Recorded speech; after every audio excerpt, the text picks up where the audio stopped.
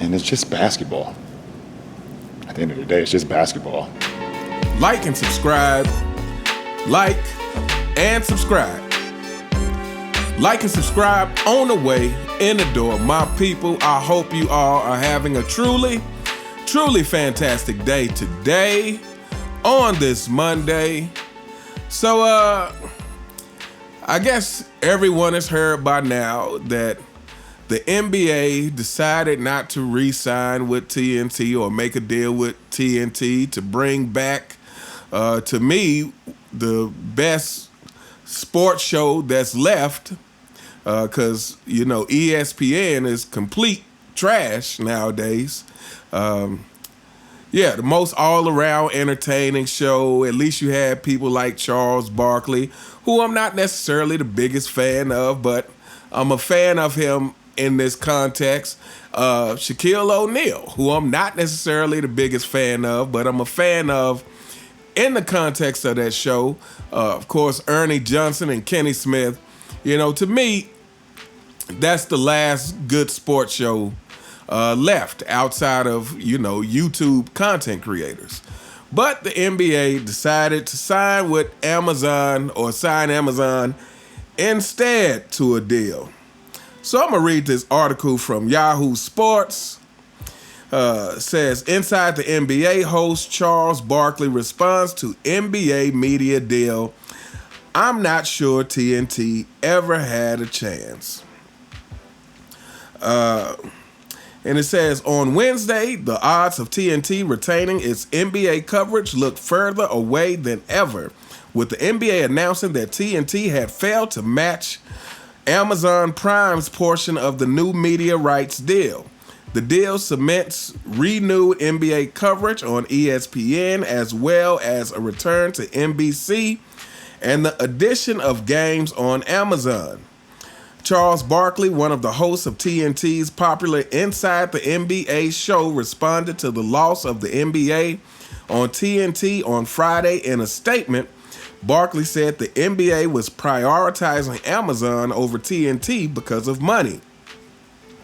Clearly, the NBA has wanted to break up with us from the beginning. I'm not sure TNT ever had a chance, Barkley wrote in the statement. TNT matched the money, but the league knows Amazon and these tech companies are the only ones willing to pay for the rights when they double in the future. The NBA didn't want to piss them off. It's a sad day when owners and commissioners choose money over the fans. It just sucks. Well, Charles Barkley, I don't know where you've been, but the NBA has been choosing money over the fans for quite some time now.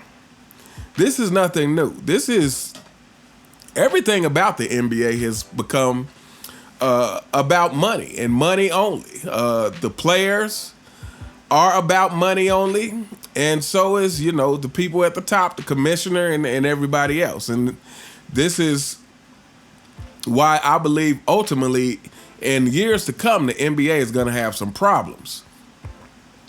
To me, again, I've said this before, I've said this many times, because this channel, to me, you know, we talk about LeBron James, we talk about basketball, but again, I say it's about more than basketball. It's about the state of humanity and where we are, and that is prioritizing money and materialistic things over everything. And to me, I've seen plenty of businesses that start off, build a successful business because they build it on something of integrity. They build it on something that they actually want to accomplish. But then when they get successful, it starts to become all about the money. And eventually, I've seen a lot of businesses go out of business for this very reason. You know, they have the saying, the customer is always right. I don't think so. To me, the majority of customers are always right. You know, you don't want to change your business for one particular customer, but the majority of customers, in other words, the majority of your fan base, is who you should be trying to please. And, I just did a video on Michael Jordan where he was doing a press conference after the 1997 finals, and he was talking about, he got asked about the whole situation with Jerry Krause and Jerry Reinsdorf, looking to blow up the team. Of course, this was in 97, so we do know that they wound up with one more year. But Michael Jordan said, he was like, yeah, I understand the business, but he basically was saying sometimes it's about more than business. Sometimes you have to look out for the people who helped you get to where you got to. And in this case, Michael Jordan was talking about the players on the Chicago Bulls. Again, he said, the Chicago Bulls organization was worth, 14, 15, 16 million when he first got there. And at the time of that press conference, they had built it to $150 million.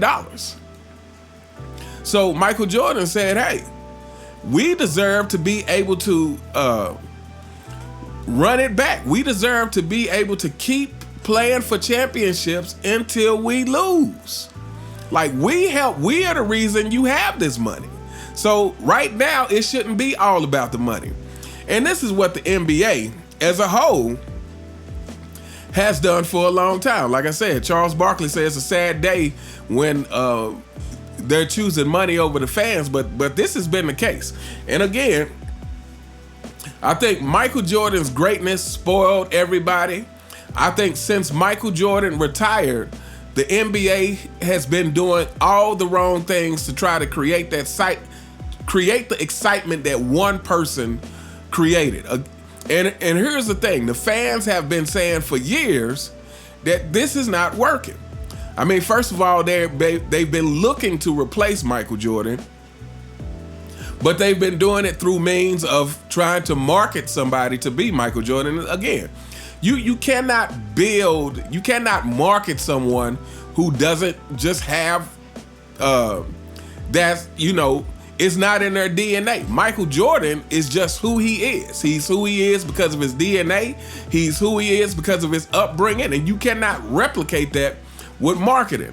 And then the other thing that they did was they started making all these rule changes to try to keep the game exciting. But again, you cannot change the rules to try to make the game exciting when it was just one person who was creating all of that excitement. But the fans have been saying for years, hey, look, the game is getting too soft. The fans have been saying for years, like, hey, we don't like all these three-pointers. This is ridiculous. I mean, every team runs the same system. And, it's this drive and kick thing that, it's like, where's the suspense in that? Where's the suspense in that? And I feel like USA, even though they, did well this past Sunday against who was it, Serbia and Jokic, even though they did well, to me, it's still going to be, they still have a long road ahead simply for the fact that these foreign teams are still playing real basketball, much more real than we are. They have role players. They're playing some team basketball, whereas and obviously KD made a huge difference. But side note, fanboys, it's always somebody having to come save your king. I guess if it ain't Kobe Bryant, it'll be KD this year. But anyway, everybody else is still playing a better brand of basketball than the United States. But, back to the point is they've been making all these changes that the fans keep saying, hey, we don't like this. And yet they continue forward with this. And again, a big part of it, I think, is Commissioner Baltimore. Once he took over, the guy's just spineless.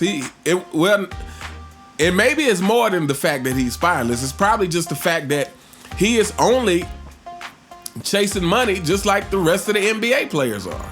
The man got up there on an interview and said himself that fans and other players have been telling him, about the NBA being too soft, about too many threes going And he still has done nothing to really try to fix it. Like, all the measures that's been put in place is like, even the flopping rule. I mean, how many people actually got called for that?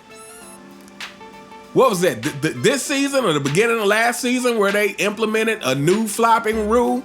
It's like, who's got called for that? I think LeBron got called for it once this season. But yeah, so, you know, the NBA has shown over and over again that the fans are no longer important. You know, even though it's Michael Jordan, but like I said, to me, it's the fans as well, you know, who are responsible for the NBA getting to this point, who is responsible for these players and Commissioner Voldemort being able to make so much money. But like I said, to me, once you get into that realm where you are completely chasing money and you have forgotten about the reason that you are here, you have forgotten about the people who helped you get here, then, you know, bad things are about to start happening. And I think a sign of that is what's coming next year. I mean, we got JJ Redic coaching the Lakers. I mean, you know, I'm sure it's to the point where it, you know, it's not new news now, but when you just listen to it, it just sounds ridiculous. If JJ Redick is coaching the Los Angeles Lakers, the historic franchise of the Los Angeles Lakers, you know, yeah, I don't even know what else to say about that. You know, Bronny James got drafted to the Lakers. And both these things are, you know, are happening the same year. So it's like the clown show just went to another level. And to me, which is another example of the NBA saying, hey, we don't care what the fans want. You know, another example of the NBA abandoning the principles for which sports is supposed to be built on, and that is competition. You know, it's no longer about competition. It's about, you know, trying to give the fans the perception that the NBA is better. Again, because this is what really has happened over the last several years. They're trying to give the fans the perception that the NBA keeps getting better and better, when the real fans of the NBA, the people who actually watch real basketball, the people who grew up watching Bird and Magic, and of course Michael Jordan, we know what real basketball looks like. And here's the other mistake that the NBA had. It's like, stop with all the rule changes. Like, Michael Jordan sparked a whole generation of players that were exciting to watch. You had your T-Macs, and you had your Vince Carters, and you had your Allen Iversons, and of course, you had the closest thing to Michael Jordan and Kobe Bryant. It's like, the players will come. It's like, but still, within all those players, you're not gonna have a Michael Jordan. Again, Kobe was the closest thing, but you cannot create a Michael Jordan. You know, that person, if it happens, that person is gonna be two things. That person has it in the DNA of being a psychotic competitor. Because let's be real, you know. And I've said this before. You know, to me, Michael Jordan was a much better teammate than LeBron James. To me, if you just listen to plenty of Michael Jordan interviews, you could tell that he actually cared about his teammates much more so than LeBron James. But at the same time, we have to be honest that as far as a competitor, Michael Jordan was psychotic. Like, it was something that was not normal. Like, we're not talking about a normal level of competition or competitiveness. And that's why, you know, the whole Anthony Edwards comparison, the more I watch Anthony, I'm like, you know, that's way overblown, and he's nowhere close. Like, he's nowhere close. It was everybody jumping the gun, including myself, you know, getting excited because he took some accountability in some press conferences. But Michael Jordan is a psychotic level of competitiveness. You cannot recreate that with narratives and with marketing. You have to let that come naturally. But what you shouldn't do is change all the rules of the game that the fans loved. Like, in order to see someone overcome something, which is part of what made Michael Jordan the GOAT, is his story of having to overcome the Pistons. It's his climb to the top. In order to create that fans can really get behind, you have to make obstacles in the NBA. It can't just be allowing these players to make it as easy as possible. Forming the super teams and all these kind of things. But anyway, we gonna hold up here. Like I said, to me, it's a sad day to know that next year will be the last year that we get to see inside the NBA on TNT. It's just one more thing that shows you, like I said, that the NBA doesn't care about the people who actually helped it get to where it is. But anyway, another part of the LeBron James and Commissioner Baltimore effect. But let me know what you guys think in the comments. What do you think about the fact that the NBA went with Amazon instead of TNT? Do you think it's a good thing or bad thing? Do you think the NBA abandoning TNT is just a simple matter of out with the old and in with the new? Or do you think it's another mistake and another slap in the face to the fans that helped the NBA get to where it is today? Let me know what you guys think in the comments. You all have a truly fantastic day, and I'll see you next time. All right.